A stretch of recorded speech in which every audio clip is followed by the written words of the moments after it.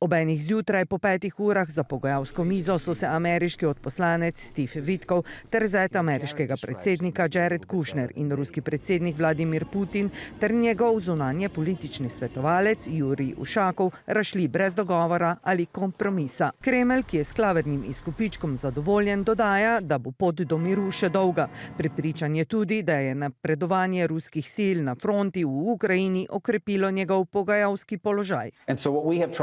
And I think have made some progress, is figure out what can the Ukrainians live with that gives them security guarantees for the future. They're never going to be invaded again. Ruski predsednik Putin, ki sicer ameriškega predloga ni zavrnil, je že pred srečanjem nakazal, da preboja ne bo in prst uperil v Evropo. Zagrozil je z napadi na ukrajinska pristanišča in ladje, ki vanje vstopajo. V skrajnem primeru bo Ukrajino povsem odrezal od morja. Zaveznice Ukrajine, tudi članice Zveze NATO, so namreč napovedale nove več 100 milijonske pomoči Ukrajini.